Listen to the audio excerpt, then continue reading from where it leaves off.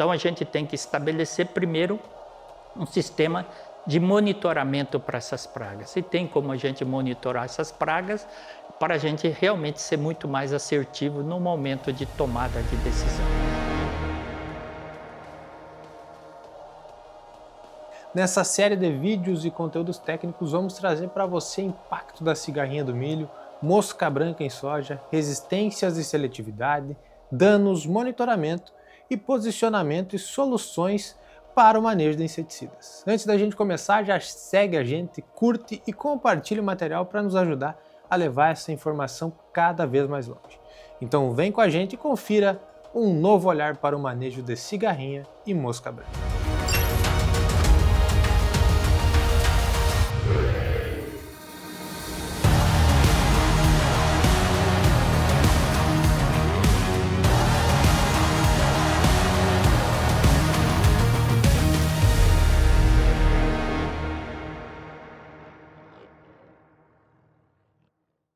Olá pessoal, meu nome é Pedro Takao Yamamoto, eu sou professor aqui do Departamento de Entomologia e Acarologia da Exalc, que é uma unidade da USP. Eu sou aqui responsável pela cadeira de Manejo Integrado de Pragas.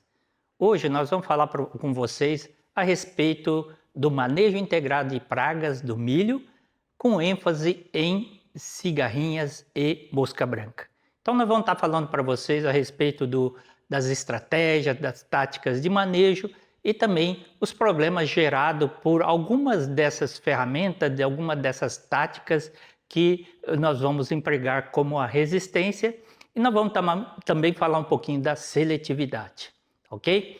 Bom, quando nós estamos falando de manejo de mosca branca, cigarrinha, o importante é dizer para vocês que são pragas que necessitam junção de ferramentas, junção de táticas diferentes para a gente obter um resultado expressivo e eficiente no controle dessas pragas.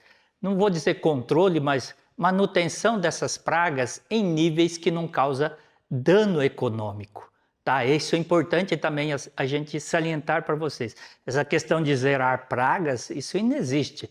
Essa questão também de exterminar praga não existe. Então nós vamos usar essas diferentes ferramentas para manter essas pragas em níveis que não causam dano econômico. Tá? Obviamente nós temos que pensar no produtor, pensar que não podemos causar ou levar o produtor a prejuízos econômicos. Nesse sentido, nós temos que empregar essas táticas da melhor maneira possível e da forma mais eficiente para obter os resultados esperados. Bom, quando a gente está falando em controle de mosca branca e também cigarrinhas, nós devemos começar lá pelo manejo cultural, né? Tá?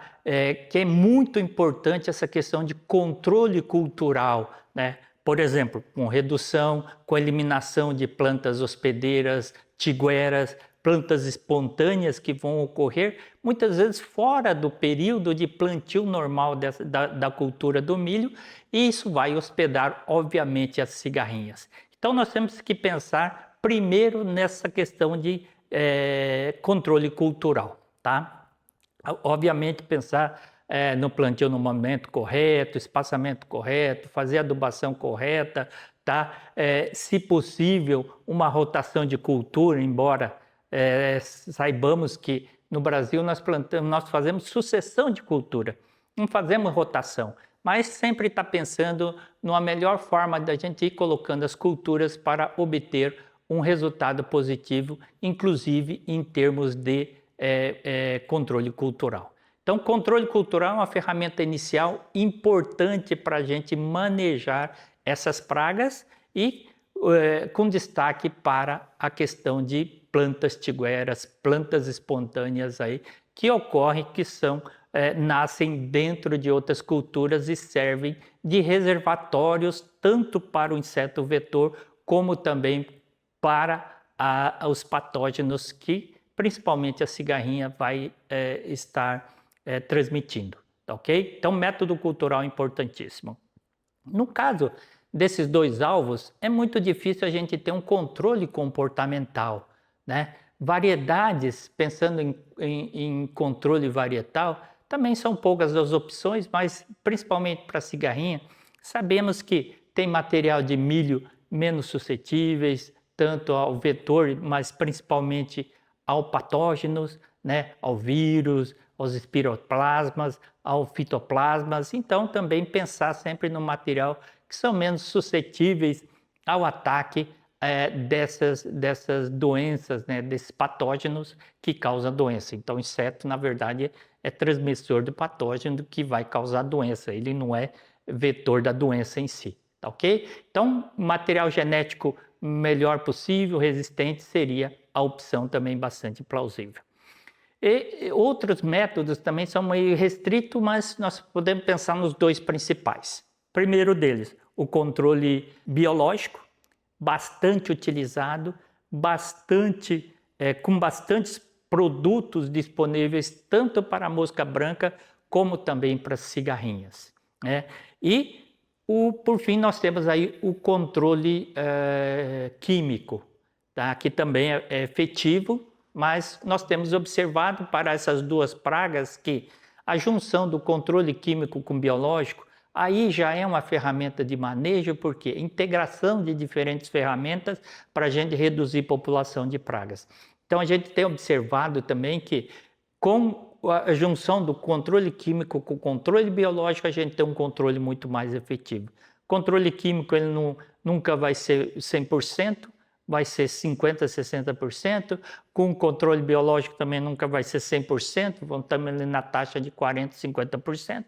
Juntando as duas, nós temos um controle que vai lá para cima, pensando em 90% de controle. Então, para esses dois alvos, essa junção de ferramentas é muito importante e também traz benefícios enormes em termos de redução populacional de pragas. Em termos de efeitos colaterais, né, dentre todas as ferramentas do manejo, a que vai propiciar ou vai causar efeitos colaterais é o controle químico. Então, o controle químico ele deve ser utilizado de forma criteriosa. Dentro do manejo integrado de pragas, o controle químico não é proibido, mas o que nós temos que fazer? É usar quando necessário, quando a praga estiver presente, quando a praga estiver em níveis que podem atingir o nível de dano econômico. Isto é, a simples presença da praga na cultura, isso não diz que a gente tem que startar o controle, diz que a gente tem que tomar cuidado, porque a população pode aumentar para níveis que necessitam ser controladas, tá? Então isso é importante a gente tá sabendo. Então a gente tem que estabelecer primeiro um sistema de monitoramento para essas pragas. E tem como a gente monitorar essas pragas para a gente realmente ser muito mais assertivo no momento de tomada de decisão. Então, como eu estava raciocinando aqui, falando na linha nossa de pensamento agora, o controle químico é um que pode trazer efeitos colaterais negativos. Então, quando a gente está falando de efeitos colaterais, é sempre negativos, né? Tá ok? Então, o controle químico deve ser usado de forma criteriosa porque pode provocar esses efeitos colaterais negativos, como ressurgência da praga alvo de controle. Então, a gente aplica, depois de um tempo, nós temos uma população da praga muito maior do que quando controlamos. Então, esse é um reaparecimento, uma ressurgência da praga. Ele pode provocar surtos de pragas secundárias. Uma praga que antes era de importância secundária, não necessitava controle, ele surgindo em níveis que necessitam ser controladas. E também o efeito negativo mais prejudicial é a questão relacionada com a resistência. Então, a utilização indiscriminada, sem critérios, repetidas vezes, nós podemos gerar ou selecionar populações resistentes aos produtos químicos. Então, tem que ser muito bem pensado no processo aí de utilização das ferramentas químicas, tá ok? Isso tudo, esses efeitos que eu falei negativos, isso está relacionado ao agroecossistema, tá? Então, é a perturbação no agroecossistema. Isso se dá por quê? Se dá porque nós eliminamos os inimigos naturais, nós causamos um desequilíbrio biológico. É importante dizer isso, né? Nós causamos. Isso é decorrente do que nós fazemos. Isso é decorrente de uma escolha incorreta nossa ou ações incorretas nossas. Então, assim como nós provocamos, nós temos que ser inteligentes bastante para não causar esses problemas, tá ok? Então, isso tudo, repetindo, decorrente da nossas ações, nós que causamos. E tem perturbações no agroecossistema, como eliminação de polinizadores, outros insetos, resíduos no solo, água, alimento, etc. Então, são perturbações no ecossistema. Então, nós causamos essas perturbações. Por quê? Utilizamos de forma incorreta esses produtos químicos, né? Antes de falar da resistência, eu gostaria de falar da questão de preservação desses inimigos naturais. Então, nós temos aí, obviamente, o controle biológico pensando de uma forma assim, de empresarial, nós usando como uma ferramenta de controle. Mas nós também temos que pensar no controle biológico como um componente lá do agroecossistema, quer dizer, ele está lá, ele está atuando, né? Então, nós temos que permitir que esses inimigos naturais atuem, né, não causando a sua morte, não causando o desequilíbrio. Como que a gente faz isso? Com a utilização de produtos seletivos. Produtos que causam menos problema aos inimigos naturais, que menos matem os inimigos naturais.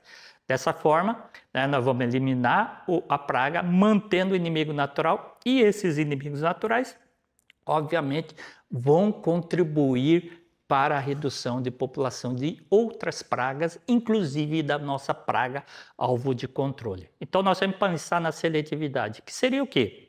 Uso de produtos ou aqueles produtos que causam menos impacto, eliminam as pragas, mas preservam os inimigos naturais. Então, nós temos que conhecer quais são os produtos que menos causam dano aos inimigos naturais que estão presentes na nossa cultura.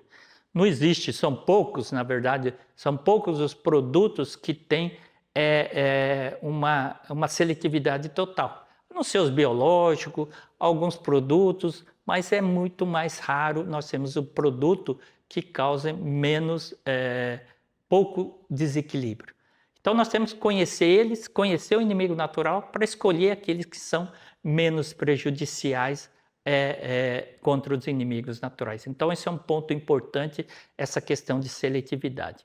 Então sempre pense nisso, se possível, né? Obviamente na composição dos custos de produção de uma lavoura, a gente tem que pensar em produtos de ponta, em produtos um pouco de custo menos elevado ou menor custo. E geralmente esses produtos de menos custo são os que mais causam danos aos inimigos naturais. Então a gente tem que fazer um equilíbrio aí, usando de forma sensata aqueles produtos que causem menos desequilíbrio, e com isso nós podemos manter o controle biológico que chamamos de controle biológico natural, aquele que está sendo exercido, realizado pelos inimigos naturais presentes na área. Só lembrando uma coisa, né? Esses inimigos naturais, eles fazem um trabalho gratuito para a gente. Então a gente só vai preservá-lo para que ele possa nos ajudar mantendo aquelas pragas, principalmente as pragas-chave, essas duas pragas que a gente falou para vocês, em níveis que não causam dano econômico. Sempre manter um pouquinho de pragas ali no agroecossistema é bom, por quê? Manter os inimigos naturais também. Pensando ainda na questão de efeitos colaterais, o pior que eu falei para vocês é resistência. E esse é um caso que nós vivenciamos, inclusive dos transgênicos, né? Temos muito caso de resistência hoje dos transgênicos, mas também nós temos muito casos de resistência aos produtos químicos. Então nós temos que utilizar de forma também muito criteriosa os produtos químicos para a gente não ter seleção de população resistente. Então essa é uma questão que tem que ser perseguida e tem que ser adotada pelo produtor, não selecionar população resistente. Como que a gente faz para não selecionar população resistente? Uma coisa mais simples é a rotação de produtos químicos. Então, nós vamos fazer para as pragas que são chaves, por exemplo, mosca branca, cigarrinha, nós vamos fazer um programa de manejo de resistência, vamos fazer um programa de rotação de produtos para não selecionar população resistentes. Tá? Esses dois alvos, mosca branca, cigarrinha, mosca branca muito mais, porque é uma praga muito mais abrangente, de ocorrência em várias culturas, nós temos muitos casos de resistência e uma rápida seleção de população resistente. Então, para evitar isso, rotação. No caso de cigarrinha, nós temos já começou a pipocar os casos de problema de resistência, né? Metomil, imidacloprid, tá? Alguns piretróides, já temos casos de resistência, tá? Então, nós vamos ter que também, para a cigarrinha, fazer um programa de manejo de resistência. E quando a gente está falando também em manejo de resistência, a gente pode incluir aí, inclusive, a junção com os biológicos, né? Tá? Geralmente, os químicos têm um sítio de ação específico, tem um modo de ação específico, mas quando nós estamos falando de biológicos, são mais os sítios de ação, mais os modos de ação. Então, nós temos uma maior dificuldade de nós termos resistência gerada pelos biológicos, né? Então, quando a gente está tratando dos produtos químicos, nós vamos pensar em rotação, nós também podemos pensar em misturas de produtos, né? Tá? Para a gente reduzir a seleção ou evitar a seleção de população resistentes, né? Tá ok? E também pensar em manejo quando a gente está falando em resistência. Aplicar quando atingir o nível, não discriminadamente, carona, calendário, são formas da gente também estar aí evitando, retardando a seleção de população resistente. Então, no caso do milho, nós temos muito mais casos de resistência para lagartas, por exemplo, Spodoptera frugiperda, mas para esses outros alvos também, nós vamos ter os problemas de resistência e resistência assombra as culturas anuais, né? Então, tem muitos casos aí de resistência. Então, de uma maneira geral, o que a gente tem que pensar quando a gente está falando em pragas do milho, quando a gente está pensando em mosca branca, nós estamos pensando em cigarrinha? É usar a ferramenta de manejo integrado de pragas, é usar a filosofia do manejo integrado de pragas para a gente o quê? Para reduzir a população das pragas em níveis que não causam dano econômico, usar todas as ferramentas possíveis, né? E aquelas que a gente tem disponíveis para a gente reduzir a população dessas pragas e causando o mínimo possível de dano ao meio ambiente, desequilibrando o menos possível o agroecossistema e dessa maneira a gente vai ter todo o proveito dessa população de inimigos naturais nativos, né, que de ocorrência natural nas nossas culturas e com isso nós reduzirmos a dependência com químico. Aqui repetindo, químico não é proibido dentro do manejo, mas nós temos que pensar em uso consciente, tá? Não usar de forma indiscriminada e com isso nós temos um controle mais efetivo, com custo baixo, preservando os inimigos naturais, indo em busca da questão de sustentabilidade da produção.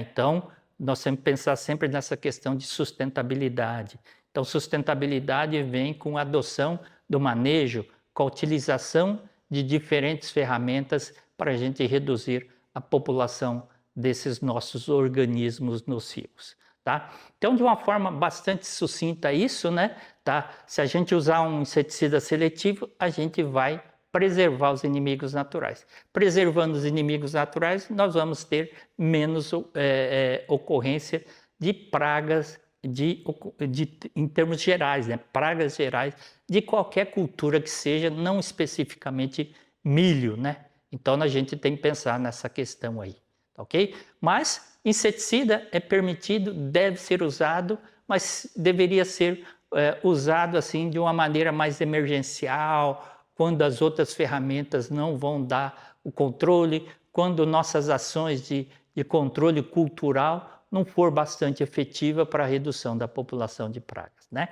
Então, só para a gente encerrar, isso que eu gostaria de fazer. Use um manejo integrado de pragas, adote um manejo integrado de pragas e use de forma criteriosa os produtos químicos e também pensem na utilização das diferentes ferramentas que a gente tem para esses diferentes alvos aí que são detrimentais à nossa agricultura.